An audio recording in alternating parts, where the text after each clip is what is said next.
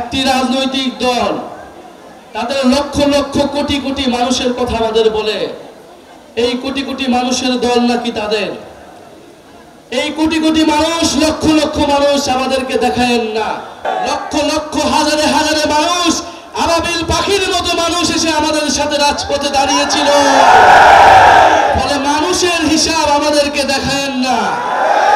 আপনারা ভয় পাবেন না কোনো চাঁদাবাজকে, ভয় পাবেন না কোনো দুর্নীতিবাজকে, ভয় পাবেন না কোনো দখলদারকে। আমরা আপনাদেরকে জানাতে এসেছি, আগামীতে সামনে একটি বড় আন্দোলন তৈরি হচ্ছে। সেই আন্দোলন হচ্ছে দুর্নীতিবাজ এবং চাঁদাবাজদের বিরুদ্ধে। রান্নায় আমার ভালোবাসা Jamuna gas stove. Jamuna gas stove, আধুনিক, নিরাপদ ও দীর্ঘস্থায়ী। গণঅভ্যুত্থানের মাধ্যমে আমরা সংস্কার এনেছি, কিন্তু এই সংস্কার প্রক্রিয়া পদে পদে বাধাগ্রস্ত হচ্ছে দুর্নীতিবাজ, দখলদার এবং চাঁদাবাজদের কারণে। এবার আমাদের মাঠে নামতে হবে দুর্নীতিবাজ এবং চাঁদাবাজদের বিরুদ্ধে। আজকে লিখে রাখেন, বাংলাদেশের সামনে একটি বড় আন্দোলন তৈরি হতে যাচ্ছে দুর্নীতির বিরুদ্ধে এবং চাঁদাবাজের বিরুদ্ধে।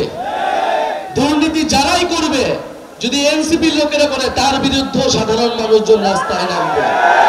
ফলে যারা দুর্নীতিবাজ, নানান দলের বিরুদ্ধে ভিতরে অনুপ্রবেশ করেছেন, তারা এখনই সাবধান হয়ে যান, হুঁশিয়ার হয়ে যান।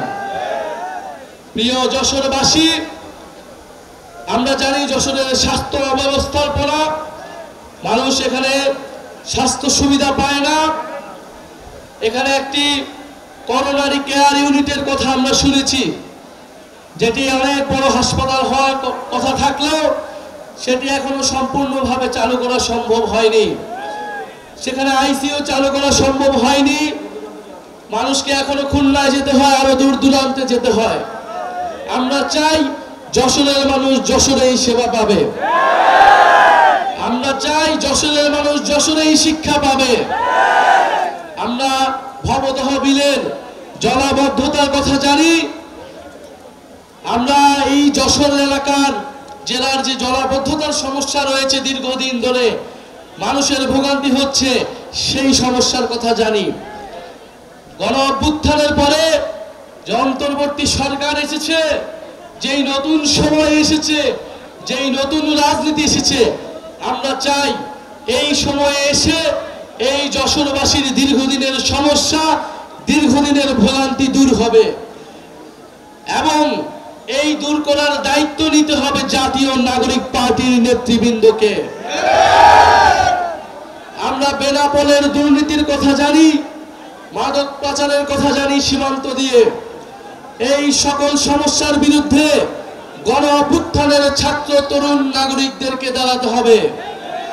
যে কোনো ভাবে গণঅভ্যুত্থানে আপনারা দেশের স্বাধীনতা, সার্বভৌমতার পক্ষে দাঁড়িয়েছিলেন, ঠিক একইভাবে আমাদেরকে আবারও যশোর সহ পুরা বাংলাদেশের সাধারণ মানুষের সমস্যার কথা বলতে হবে।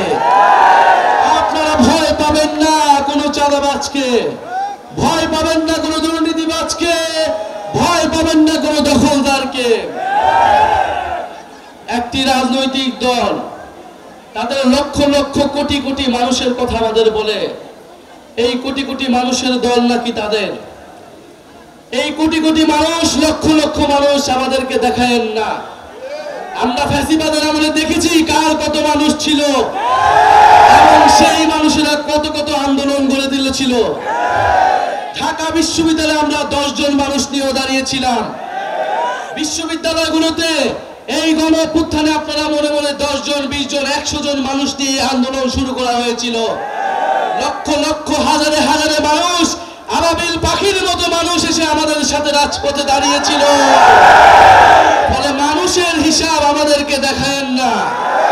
যদি নৈতিকতার সাথে থাকেন, যদি ইনসাফের সাথে থাকেন, একজন মানুষ 1 লক্ষ মানুষের থেকে শক্তিশালী হয়ে দাঁড়ায়। ইনশাআল্লাহ আমরা সেই একজন মানুষ হতে চাই, যারা ইনসাফের পক্ষে দাঁড়াবে, যারা ন্যায়ের পক্ষে দাঁড়াবে, যারা দুর্নীতির বিরুদ্ধে দাঁড়াবে।